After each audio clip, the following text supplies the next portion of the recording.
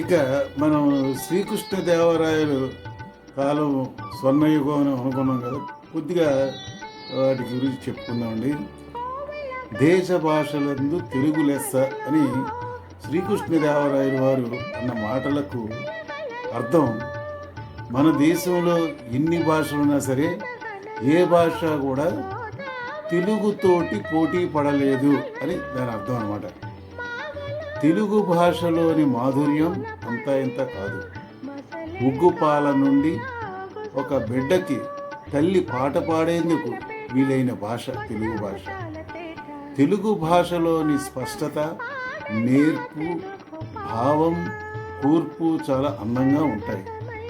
ఎందరో మహనీయులు, కవులు, కవయిత్రులు మన తెలుగు భాష యొక్క ప్రాముఖ్యతను గురించి చాటి చెప్పారు. అందులో ప్రప్రథమంగా నన్నయ్య, తిక్కన, ఎర్రాప్రగడ, వీళ్ళు ముగ్గురు, నన్నయ్య, తిక్కన, ఎర్రాప్రగడ కవిత్రయం, వీళ్ళు ముగ్గురు కలిసి మహాభారతం వంటి గొప్ప కావ్యాన్ని సంస్కృతం నుండి తెలుగులోకి సామాన్య మానవుడికి అర్థమయ్యే విధంగా చక్కగా అనువదించారండి. అంతవరకు సంస్కృతంలో ఉండేది సామాన్య మానవుడికి వెళ్ళేది కాదు. ఈ తెలుగులోకి చెప్పుకోవాలనుకుంటే ఈ కవిత్రయం దగ్గర నుంచే మనకి సంస్కృతం నుండి తెలుగులోకి సామాన్య మానవుడికి అర్థమయ్యే విధంగా వీళ్ళు చక్కగా అనువదించారండి. నిజంగా ఆ కవిత్రయానికి మనం జోహార్లు అర్పించాలి. వీరే కాకుండా గురజాడ అప్పారావు, వీరేశలింగం పంతులు, శ్రీశ్రీ, సి నారాయణ రెడ్డి గారు మొదలైన కవుల వరకు అందరూ ఎన్నో గొప్ప తెలుగు కావ్యాలు, కథలు రచించారు. తెలుగులో కవిత్వం మన ఆది కవి నన్నయ్య గారి మహాభారతం నుండి, అంటే 11వ శతాబ్దం నుండి మొదలైంది అనుకోవడంలో ఎటువంటి సందేహం లేదు. అంతవరకు భాష గురించి అనేక రకాలుగా చెప్పుకుంటూ వచ్చినా సరే ఎక్కడా కూడా గ్రంథస్థం అవ్వలేదండి. అట ఒకటి పరిశోధనల ప్రకారం చెప్పడం తప్పించి ఎక్కడ కూడా మనకి కనపడదు. కానీ ఆదికవి నన్నయ్య 11వ శతాబ్దం నుండి కూడా ఈ తెలుగు కరెక్ట్గా వచ్చింది. ఏంటంటే సాంస్క్రిట్ నుంచి తెలుగులోకి అనువదించారు కాబట్టి అక్కడ ప్రామాణికంగాను, తర్వాత ఏంటంటే శాస్త్రబద్ధంగాను ఉంది కాబట్టి ఇంకా ఎటువంటి సందేహం పడక్కర్లేదని వాళ్ళు చెప్తున్నారండి. తర్వాత ఈ తెలుగు భాష తేనె వల్లే మధురంగా ఉంటుంది. తేనె భాష సంస్కృతంలోని చక్కెరపాకం, అరవ భాషలోని అమృతరాశి, కన్నడ భాషలోని తేట, ఇవన్నీ తెలుగునందు కలవండి. మనకి 3 పోలికలు ఎక్కువ ఉంటాయి: కన్నడ, తమిళ, తెలుగు. ఈ 3 వాటిలో కలిపి ఇవన్నీ మనకి ఆ భాషలో ఆ మాధుర్యం, ఆ తేనె, ఇవన్నీ కూడా కలిపి తెలుగునందు కలవని శ్రీకృష్ణదేవరాయలు గారు తెలిపారు. తెలుగు భాష ద్రావిడ భాష నుండి వచ్చింది. తెలుగు లిపి కన్నడ లిపితో పోలింటు. చూడండి, మనకి భాష మాట్లాడుకోవడంలో ఆ కన్నడ భాష మనకి స్లాంగ్ అది వేరేగా ఉంటుంది, ఉచ్చారణ వేరేగా ఉంటుంది. కానీ లిపి మాత్రం చాలా దగ్గరగా తెలుగు లిపికి దగ్గరగా ఉంటుందండి. మన దేశంలో ఒక్కో రాష్ట్రంలో ఒక్కో భాష మాట్లాడతారు. మనకు అందరికీ తెలుసు. North Indian languages, south Indian languages, ఇవన్నీ కూడా ఉన్నాయండి. నార్త్ ఇండియన్లో ఏమో చాలా ఎక్కువగా హిందీ భాష ఉంటుంది. సౌత్ ఇండియన్కి వచ్చేటికల్లా మన భాషలో ఈ తెలుగు, కన్నడ, తర్వాత తమిళ్, ఇవన్నీ ఎక్కువగా మనకి కనబడతాయి. మన తెలుగు భాషకి తెలుగు భాష, ఆంధ్ర భాష అను పర్యాయ పదాలు ఇంతకుముందు కూడా మనం అనుకున్నాం. తెలుగు భాషలోని 56 అక్షరాలు ఉన్నాయండి. మొత్తం 50 ఇంత ఉన్న అక్షరాలు ఉన్న భాష ఏది బహుశా లేదనుకుంటాను. లేదు అనుకోవడం ఏంటి, ఏమి లేవు. 18 అచ్చులు మరియు 38 హల్లులు మొత్తం ఉన్నాయి. 18 + 38 56 అక్షరాలు మన తెలుగు ఈ అక్షరమాల. కానీ ఇప్పుడు ఈ పాఠ్య ప్రణాళిక ప్రకారం కొన్ని అక్షరాలు తగ్గించారు. 16 అచ్చులు 36 హల్లులుగా మారిపోయిందండి. అళ్ళు అని ఏవో ఉండి అవన్నీ పోయే, ఇప్పుడు అవి మన ఉపయోగంలో లేవు కాబట్టి తీశారు. ఇక తెలుగు వ్యాకరణ దిశగా చూస్తే పలికే విధానం కూడా పలికే విధానం దిశగా చూస్తే ఎటు చూసినా సరే తెలుగు భాషకి తెలుగే సాటి, వేరేది లేదు దీనికి పోటీ అని మనకి రాసుగా కూడా చెప్పుకోవచ్చండి. ఒక్క తెలుగు భాషలో మాత్రమే చెప్పుకోదగ్గ ప్రక్రియలు కొన్ని ఉన్నాయండి. అష్టావధానం, శతావధానం, సహస్రావధానం, తర్వాత సమస్యాపూర్ణం ఇవ్వడం, వాటిలో చాలా చమత్కారంతో అనే అంశాలు, ఆ చమత్కార పదాలు వేసి దాన్ని ఒక భావం వచ్చేలా ఆ సమస్యాపూర్ణాన్ని మనం ఇప్పుడు రేడియోలో వాటిలో కూడా వినేవాళ్ళం. ఇప్పుడు కూడా అప్పుడప్పుడు జరుగుతున్నాయండి. ఇటువంటి అంశాలన్నీ కూడా ఉన్నాయి. వేరే ఏ భాష కూడా ఇటువంటి ఈ సౌలభ్యం ఉండే సౌకర్యం లేదండి. తెలుగు భాష గురించి ఇలా ఎంత చెప్పినా, ఎంత వ్రాసినా, ఎంత చదివినా, ఎంత విన్నా తనివి తీరదండి. అంతటి మధురమైన తెలుగు భాష అటువంటిది అన్నమాట. మధురమైంది. ఆ తెలుగు భాష అంత మధురంగా అనిపిస్తుంది. దక్షిణ భారతదేశం మరియు ఇతర తెలుగు వారు ప్రదేశాల్లో తెలుగు మాట్లాడే వారి సంఖ్య, ఈ తెలుగు భాష ఎంత ప్రాచుర్యమైందంటే ఈవెన్ మనం ఫారిన్ కంట్రీస్లో చూసినా సరే మన తెలుగు వాళ్ళు లెక్కలు వేస్తే 66 మిలియన్లు ఉన్నారటండి. అంటే మనం ఆశ్చర్యపోకలేదు. అంటే తెలుగు అంటే విదేశాల్లో ఎక్కడికి వెళ్ళినా ఎంత విదేశీయుల ప్రభావం ఉన్నప్పటికీ, ఇంగ్లీష్ ప్రభావం, ఆంగ్ల మాధ్యమాలు ఎంత ఉన్నప్పటికీ కూడా ఈ తెలుగు తాలూకా భావన అంటే ఇళ్లలో మాట్లాడుకుంటున్నారు అని మనం తెలుసుకోవడానికి 66 మిలియన్ల మంది కూడా ఉన్నారు అనుకోవడానికి మనకు చాలా ఆశ్చర్యకరంగా ఉంటుంది. ఇలాంటి తెలుగు భాషని మనలో చాలామంది నిర్లక్ష్యం చేస్తున్నారండి. కొందరు తెలుగు మాట్లాడడానికే అసహించుకుంటున్నారు. మరికొందరు తెలుగు మాట్లాడే వారిని దగ్గరికి అసలు రానియట్లేదు. ఇదంతా ఎలా పరిణమిస్తుందంటే పాశ్చాత్య దేశ భాషల ఇతర భాషల యొక్క ప్రాముఖ్యతను పెంచుతున్నారే తప్ప తెలుగు భాష కనీసం గౌరవం ఇవ్వట్లేదు. తెలుగు వారమంతా ఎంతో వీలుగా సౌకర్యంగా ఉండే తెలుగుని మాట్లాడేవే మానేశారు. ఇకపోతే ఈనాటి కాలం పిల్లలు వారి సంగతి మనం అసలు చెప్పక్కర్లేదు. తెలుగు పదాలే మర్చిపోతున్నారు వాళ్ళు.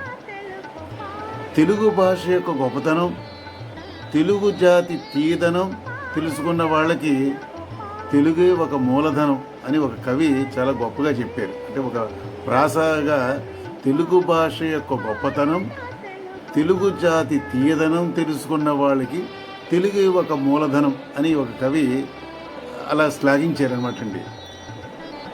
పిల్లలు తెలుగులో మాట్లాడకుండా ఉండటానికి చాలా కారణాలు ఉన్నాయండి.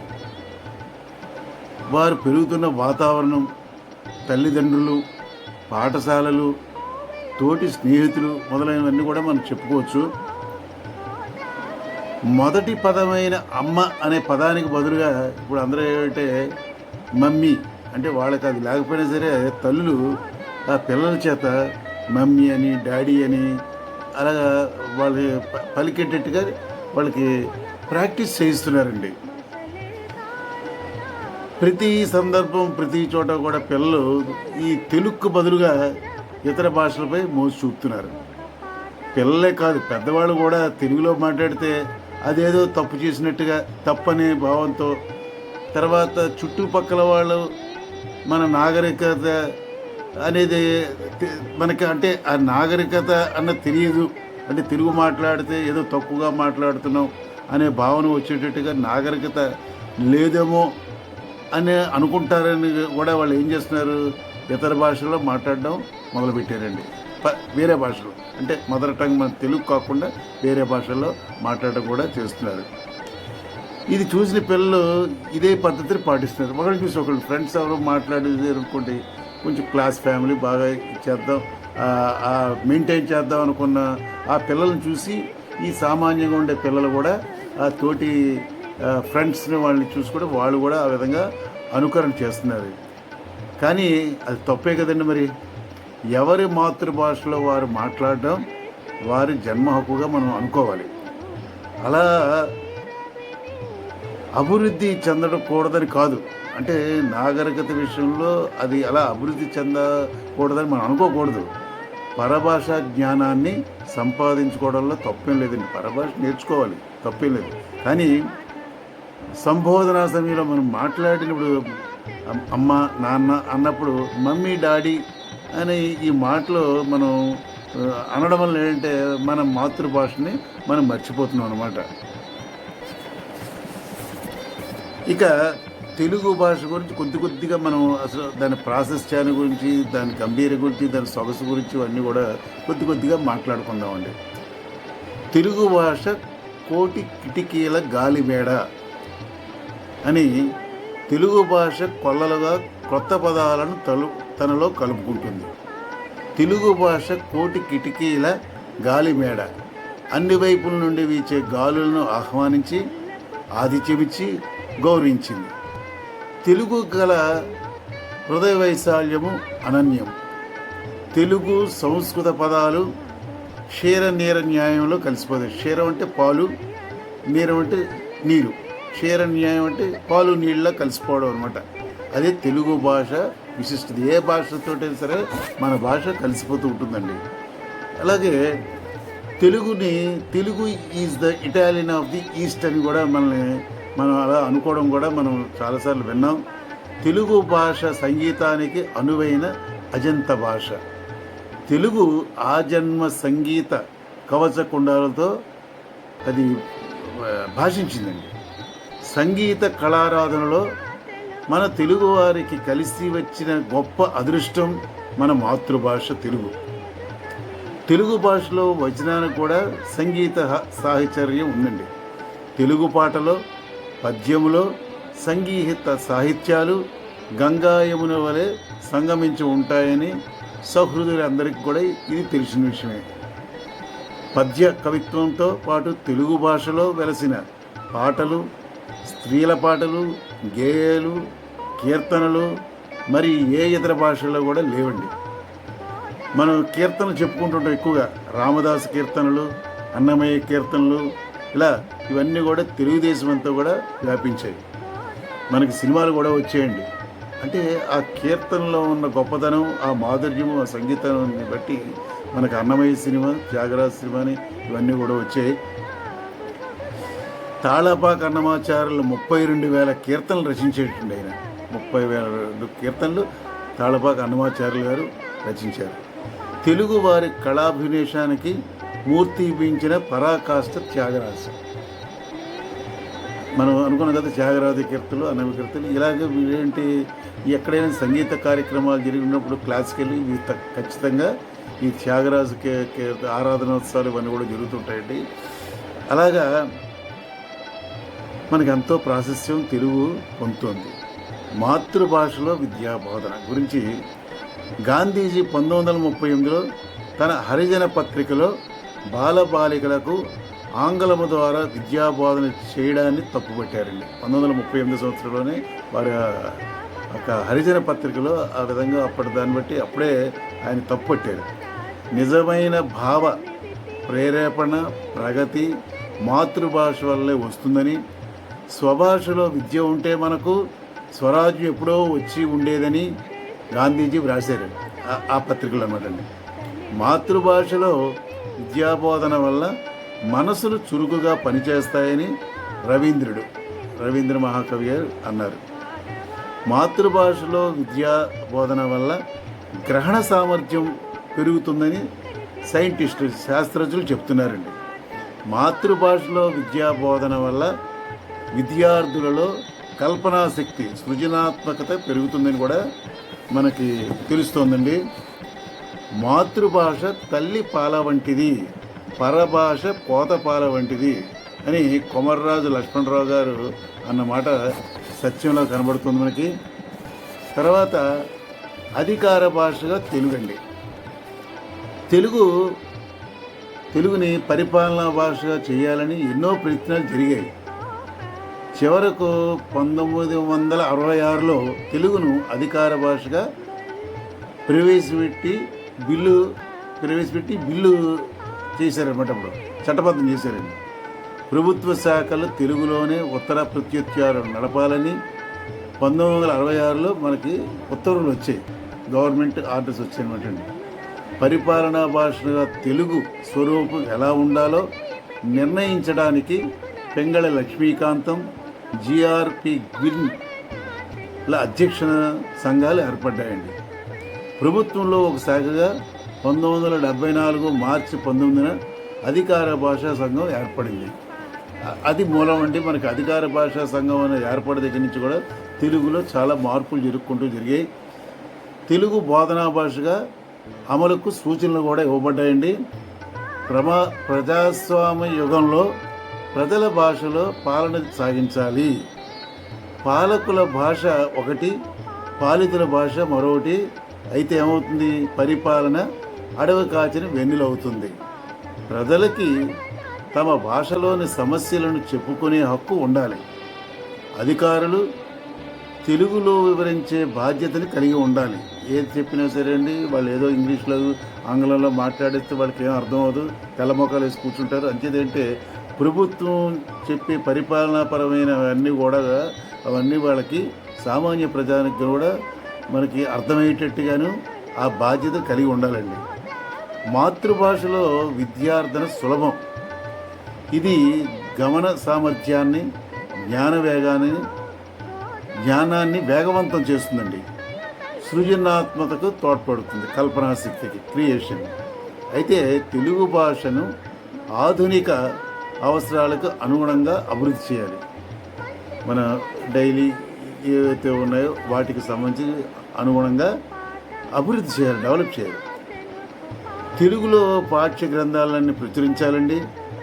సమగ్రమైన పారిభాషక పదకోశాలను తయారు చేయాలి. ఈ కృషి జరుగుతుంది, చాలా కాలం జరుగుతుంది. అంటే ఇవన్నీ సూచనలుగా మనం గవర్నమెంట్కి తెలియపరచాలన్నమాట. వైజ్ఞానిక సామాజిక విషయాలపై గ్రంథాలను విరివిగా అనువాదం చేయాలి. అన్నీ మనకి ఆంగ్లంలో ఉన్నాయి, ఇవన్నీ కూడా ఎక్కువగా మన తెలుగు భాషలో అనువాదాలు చేయాలండి. ప్రభుత్వము, తెలుగు అకాడమీ, విశ్వవిద్యాలయాలు వంటి వాటి ద్వారా కూడా అన్ని స్థాయిల్లో తెలుగు బోధనా భాషగా అమలు చేసేందుకు వీలుగా గ్రంథాలు రాయించాలి. ఇది ప్రభుత్వం టేకప్ చేయాలండి ఇవన్నీ కూడా. అందుకనే ఈ సాహిత్య అకాడమీ ఇవన్నీ కూడా పెట్టారు. వాటి చాలా కృషి జరుగుతోంది. ప్రజల్లో చైతన్యం వచ్చి దీక్షతో, పట్టుదలతో తెలుగును బోధనా భాషగా అమలు చేయడంలో సహకరించాలి. అంటే గవర్నమెంట్ చేసేదానికి మనం కూడా సహకరించాలి. తల్లిదండ్రులు వాళ్ళు కూడా మన పిల్లల్ని తెలుగులో చదివేటట్టుగా మనం కూడా ప్రోత్సహించాలండి. తెలుగును బోధనా భాషగా చదివిన వారికి ప్రోత్సాహాలు కల్పించాలి ఏంటి. ఇంకా మనం చెప్పుకోదలుచుకుంటే తెలుగులో ఐఏఎస్, ఐపీఎస్ వంటి ఉన్నత పరీక్షలు రాసే పద్ధతిని కూడా అమలు చేయాలండి. మన హైయెస్ట్ అవే కదా మనకి ఐఏఎస్, ఐపీఎస్, వాటిల్లో కూడా పరీక్షలు రాసే పద్ధతిని అమలు చేసేటట్టుగా మనం కృషి చేయాలి. ప్రభుత్వ ఉత్తర్వులు, న్యాయస్థానాల తీర్పులు పూర్తిగా తెలుగులోనే ఉండాలండి. ప్రతి జీవో, గవర్నమెంట్ ఆర్డర్ వచ్చిన ప్రతిదీ కూడా, అలాగే న్యాయస్థానాలు ఇచ్చే తీర్పులు కూడా అన్నీ కూడా పూర్తిగా తెలుగులో వెలువడేటట్టుగా మనం కృషి చేయాలండి. అలాగే టైప్ రైటింగ్, అంటే ఇప్పుడు టైప్ రైటింగ్ తగ్గిపోయింది అనుకోండి, షార్ట్ హ్యాండ్ కొద్ది అక్కడక్కడ నేర్చుకుంటారు. ముఖ్యంగా కంప్యూటర్స్ వాటిలో కూడా తెలుగుకి ప్రాధాన్యం కల్పించాలండి. అలాగే తెలుగు భాష పట్ల మమకారం, అంకితభావం ఉండాలి. అది ఉండాలండి. ముఖ్యంగా ఏంటంటే మన మాతృభాష మీద మనకి ఒక రకమైన మమకారం, అభిమానం ఉండాలి. ఆ అంకితభావం కూడా ఉండాలి. ప్రజల వద్దకు పాలన అన్నది తెలుగు భాషకు పరిపాలనా భాషగా పూర్తిగా అమలుపరిచినప్పుడే అది సాధ్యమవుతుంది. మనకేంటి ప్రజల వద్ద పాలన, ఇది జన్మభూమి అని ఏవో ప్రభుత్వ కార్యక్రమాలు పెట్టి ప్రజలకు ఎన్నో డెవలప్మెంట్ స్కీమ్స్ అవన్నీ చేస్తుందండి. అటువంటి కార్యక్రమాల్లో కూడా ఇవన్నీ కూడా ఈ తెలుగుని పరిపాలనా భాషగా పెడితే ప్రజల ముందుకు ఆ భాషను తీసుకెళ్ళినప్పుడు ఈ నినాదాలన్నీ కూడా మనకి సక్సెస్ అవుతాయండి, విజయవంతం అవుతాయి. అప్పుడే మనకి ఈ తెలుగుని మనం అమలు చేయడానికి పూర్తిగా కుదురుతుందన్నమాట. అభిమానం మాటలకే పరిమితమైతే తెలుగు భాషలందు అంటే దేశ భాషలందు తెలుగు లెస్స అనే మాట ఆఖరికి అంటే పరిహాసానికి గురికాక తప్పదండి. కాబట్టి ప్రభుత్వం తెలుగు పట్ల శ్రద్ధ వహించాలి. అధికారులు, ప్రజలు ప్రభుత్వానికి సహకరించాలి. ప్రభుత్వం ఇంప్లిమెంట్ చేసే ప్రతి దానికి కూడా ప్రజలు కూడా మనం అధికారులు అంటే ఇంప్లిమెంట్ చేసే వాళ్ళందరూ కూడా అధికారులు కాబట్టి అధికారులు అదేవిధంగా ప్రజలు కూడా సహకరించాలి. అప్పుడే తెలుగు మన ఈ వెలుగుగా ఒక ప్రపంచంలాగా నలుదిక్కులా వ్యాపిస్తుంది. ఈ విధంగా తెలుగు భాషను బోధనా భాషగా ప్రవేశపెట్టి మన విద్యార్థుల సర్వతోముఖ వికాసానికి ప్రభుత్వం, ప్రజలు కృషి చేయాలండి.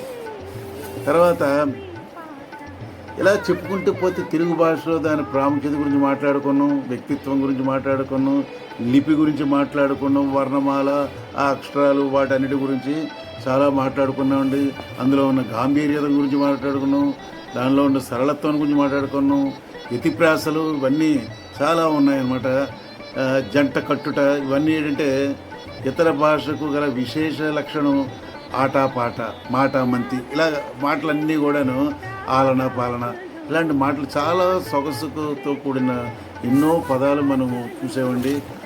ఇక్కడ ఇంకేంటంటే అధికార భాషగా తెలుగు ఎలా తీసుకురావాలంటే ఒక జాతి సాంస్కృతిక అభివృద్ధికి కీలకమైన వాటిలో భాష కూడా ఒకటే.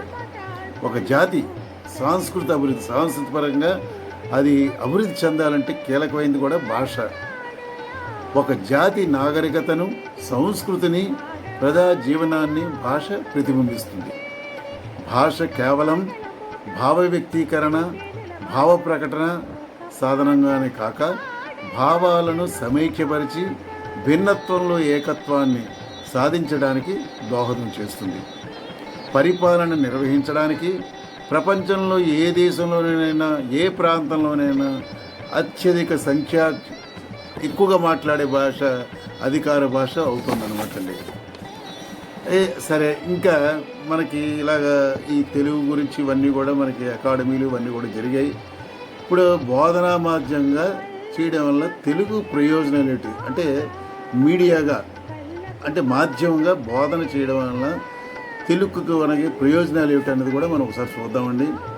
మాతృభాషలో విషయాన్ని వ్యక్తం చేయడం, బోధించడం, అభ్యసించడం సులభం ఉంది.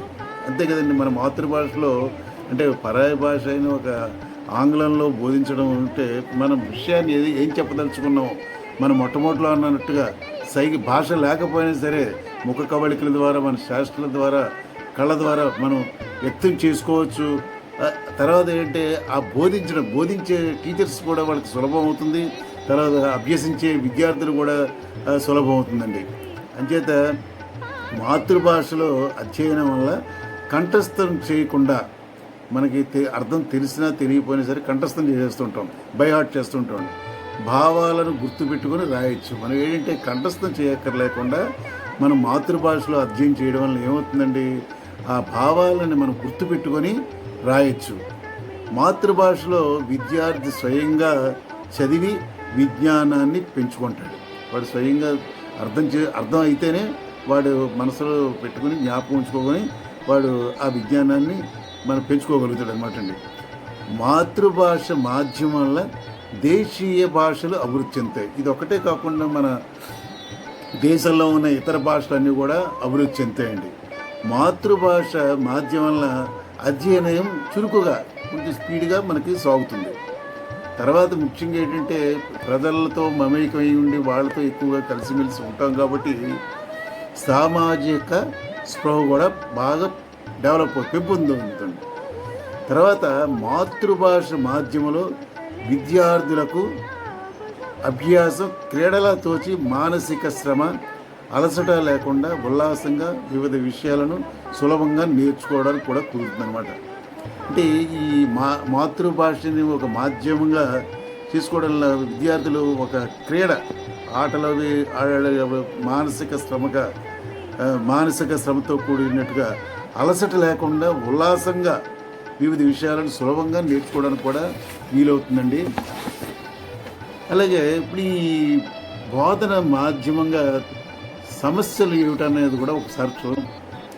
బోధనా మాధ్యమంగా తెలుగు అమలులో పలు సమస్యలు ఉన్నాయని మనకి ఆ, ఇటు తల్లిదండ్రులు కానీ అంటే పేరెంట్స్ కానీ అటు ఆ, చాలా అంటే ఈ భాష ఆ, పరంగా చెప్పుకోవాలనుకుంటే కొన్ని విషయాల్లో కూడా ఇందులో కొన్ని సమస్యలు వస్తున్నాయని కొంతమంది పాయింట్అవుట్ చేస్తుంటారు.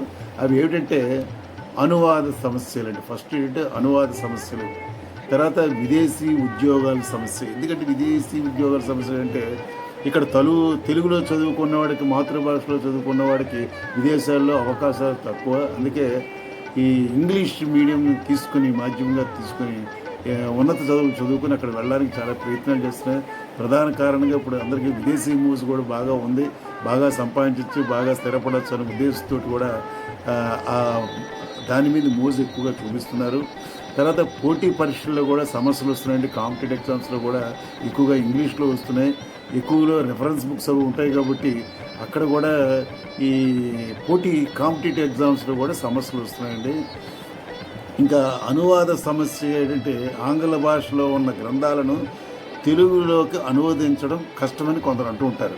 ఎందుకంటే ఈ మాండలికాలు కొన్ని పదాలు ఉన్నాయి, ఆ పదాలు సరైన సూటబుల్ వర్డ్స్ కూడా దొరకవు, అది ఇంగ్లీష్లోనే మళ్ళీ రాస్తున్నారు. తర్వాత పారిభాషిక పదాలకు సరైన పదాలను తెలుగులో రాయలేమని కొందరు భావిస్తుంటారు. ఇదే మనం ఇప్పుడు అనుకున్నట్టుగా ఏంటంటే ఆ ఇంగ్లీష్ సూటబుల్ వర్డ్ పర్యాయ పదం రాయలేమని చాలామంది అంటుంటారండి. ఇక విదేశీ ఉద్యోగాల సమస్య, ఇందాక మనం అనుకున్నట్టుగా ఏంటంటే ఇతర రాష్ట్రాలకు, ఇతర దేశాలకు వెళ్ళి ఉద్యోగాలు చేయాలంటే తెలుగు మీడియంలో చదివిన వారు పనికిరారని, ఆంగ్ల మాధ్యమంలోనే ఇంగ్లీష్ భాషలో చదివిన వారే పనికి వస్తారని ఒక అభిప్రాయం ఉందండి. హయ్యర్ స్టడీస్కి అంటే మనకి గ్రాడ్యుయేషన్ వరకు పర్వాలేదు, ఇంకా పోస్ట్ గ్రాడ్యుయేషన్ అంతకన్నా ఎక్కువ పిహెచ్డీలు చేయడానికి, ఇవన్నీ చేయడానికి రెఫరెన్స్ బుక్స్ అన్నీ కూడా ఇంగ్లీష్లోనే ఉంటాయి కాబట్టి తెలుగులో లభ్యం కానందు వలన అదొక సమస్యగా ఉందని కూడా మనకి ఒక కంప్లైంట్ ఉందండి. కొంతమంది అలా ఆ అభిప్రాయం కూడా ఇచ్చిస్తున్నారు. దీనికి నివారణ ఏమిటి? ఏదో మరి సమస్య ఉన్నప్పుడు మన భాషను డెవలప్ చేసుకోవాలన్నప్పుడు ఏదో ఒక పరిష్కారం చేసుకోవాలి కదా. గతంలో అధికార భాషా సంఘం అధ్యక్షులుగా పనిచేసిన బాబులాల గోపాలకృష్ణయ్య గారు ఆయన చాలా కృషి చేశారండి. వారు ఏమన్నారంటే ఇంగ్లీష్లో చదివిన అందరికీ ఉద్యోగాలు ఇస్తే నా ఉద్యమం మానుకుంటూ, చాలా ఆయన ఉద్యమం అప్పుడు బాబులాల గోపాలకృష్ణ గారు చాలా అప్పట్లో మేము చదువుకునే రోజుల్లో అంటే 70-71 ఆ రోజుల్లో ఈ తెలుగు భాష మేమంతా కూడా తెలుగు భాషలో చదువుకున్నాం. తెలుగు మీడియం అప్పుడు ఇంగ్లీష్ మీడియం కూడా ఎవరికో కానీ ఉండేది కదండి, మాకు అవకాశం లేదు అంతే తెలుగులోనే చదువుకున్నామండి.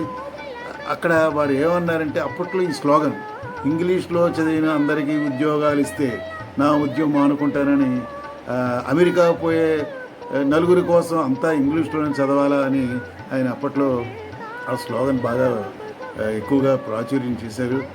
కానీ మన దేశంలో త్రిభాషా సూత్రం ప్రకారం 3 భాషలు కొన్ని రాష్ట్రాల వారు విధిగా నేర్చుకున్న ఆంగ్ల భాషను తప్పకుండా నేర్చుకుంటున్నారండి. అంటే ప్రథమ భాషగా కాకుండా రెండవ భాష కానీ మూడవ భాష కానీ పెట్టుకోవచ్చు. అలాగే మనకి 3 భాషల త్రిభాష సూత్రాన్ని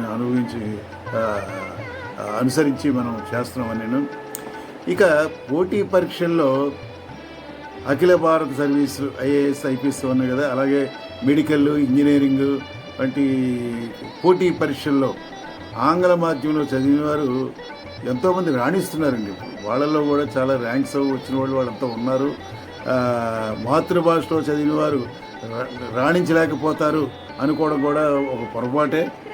ఈ మధ్యకాలంలో పలువురు గ్రామీణ విద్యార్థులు మాతృభాషలో మాధ్యమంగా చదివిన వారు ఈ కాంపిటేటివ్ ఎగ్జామ్స్లో, పోటీ పరీక్షల్లో, అలాగే ఈ ఎంప్లాయ్మెంట్ ఉద్యోగాల అర్హత పరీక్షల్లో కూడా అత్యుత్తమ ప్రతిభను చూపి కేంద్ర సివిల్ సర్వీసెస్ ఉద్యోగాలు కూడా ఎంపికవుతున్నారని అవి కూడా మనకి అప్పుడు కూడా మనం వార్తల్లో వింటున్నాం, పేపర్లో కూడా వస్తున్నాయి. కేవలం అంటే జ్ఞానము ఉన్నవారికి భాషతో పెద్దగా అవరోధం కాదని అన్నట్టుగా మనకు దీన్ని బట్టి తెలుస్తోంది. కాంపిటేటివ్ ఎగ్జామ్లో కూడా చాలామంది వారి మాతృభాషలో రాసి సక్సెస్ అయ్యి ఐఏఎస్ ఐపీఎస్ లాంటి ఉద్యోగాలు సంపాదిస్తున్నారు వాళ్ళు. అంచేదంటే ఇందులో ఏంటంటే ముఖ్యంగా ఉపాధ్యాయులకి వాళ్ళకి నైపుణ్యం ఏంటంటే ఈ అన్ని శాస్త్రాలు, భాషా సాహిత్యాలు పరిచయం ఉండాలండి. ఒక ఆ, ఇతర అంటే తన సబ్జెక్టే కాకుండా మిగతా శాస్త్రాలు, భాషా సంబంధించిన సాహిత్యాలు కూడా వాటికి కూడా పరిచయం ఉండాలి. తెలుగు భాషపై, సాహిత్యంపై ప్రభావం చూపే ఇతర దేశ భాషలు, వాటి సాహిత్యాలు కూడా వాళ్ళకి పరిచయం ఉండాలండి. అంటే మన భాషే కాకుండా ఇదే కాకుండా ఇతర భాషలు, ఇతర విదేశాల తాలూకా భాషలు కూడా పరిచయం ఉండాలి. అంచేత ఏంటంటే మన తెలుగు భాషని బాగా అభివృద్ధి చేసుకోవాలనుకుంటే అందరూ కూడా ఇటు అధికారులు, ప్రభుత్వము, ప్రజలు, విద్యార్థులు అందరూ కూడా సమిష్టిగా అనుకుంటేనే ఏదైనా మనం సక్సెస్ అవుతుందండి. దాంట్లో మనం విజయకేతనం ఎగురవేయగలం, అనుకున్నట్టుగా సాధించగలం. కానీ ఇప్పుడు చాలా మటుకు ప్రతి తల్లిదండ్రులు కూడా వాళ్ళ పిల్లల్ని ఆంగ్ల భాషలోని చదివించి ఉన్నత చదువుల కోసం విదేశాలకు కూడా పంపించి మంచి మంచి కంపెనీల్లో ఉద్యోగాలు చేయాలన్న ఆ లోపల ఉన్న ఆ భావంతో వాళ్ళు ఎక్కువగా చూపించట్లేదేమో అని అనుకున్నాం. ఆ భావన తగ్గించుకోవాలండి. లేదంటే కొన్నాళ్ళకి మనం ఇందాక మనం చెప్పుకున్నట్ట ఇంట్లో మాట్లాడే భాషే మనకి మమ్మీ, డాడీ, అంకులు అని ఇలా మాట్లాడే పరిస్థితికి మనం అంటే దిగజారిపోతున్నామేమో అని కూడా ఒక భయం వేస్తుంది. ఆ భావన రాకుండా విదేశీ భాష ఇప్పుడు విదేశీ భాష అండి. ఒక స్టేజ్కి వచ్చినోడికి భాష అనేది పెద్ద అది అవరోధం కాదండి. ఒక స్టేజ్ అంటే ఒక గ్రాడ్యుయేషన్ ఆ లెవెల్కి వచ్చినోడికి మాతృభాషలో చదువుకుంటే ఆటోమేటిక్గా ఇతర భాషలో ఎందుకు పట్టు వస్తుంది. మొట్టమొదటి నుంచి ఇంగ్లీష్లో చదువుతున్నాం కాబట్టి అది ఆటోమేటిక్గా మనం వెళ్ళి దాన్ని డెవలప్ చేసుకోవచ్చు. అది కష్టతరం కాదని నేను అనుకుంటున్నాను. అందరూ కూడా మన మాతృభాషని, ముఖ్యంగా మన తెలుగు భాషని అందరూ కూడా శతవిధాలు కూడా డెవలప్ చేసుకుని మిగతా రాష్ట్రాల్లో వాటిలో కూడా మనం పోటీ పడి విదేశాల్లో వాటిలో కూడా ఉద్యోగాలు సంపాదించుకుంటూ తెలుగు ఏ భాష కూడా తక్కువ కాదని, అలాగే ప్రపంచంలో మన తెలుగు భాషకి 16వ స్థానం ఉందటండి. దేశంలో 2వ స్థానంలో ఉంది. అంచేతంటే అధికార భాషగా తెలుగు అమలు అవ్వాలని మనందరూ కూడా కృషి చేయడానికి ప్రయత్నం చేద్దామండి. అందరికీ నమస్కారం. సెలవు.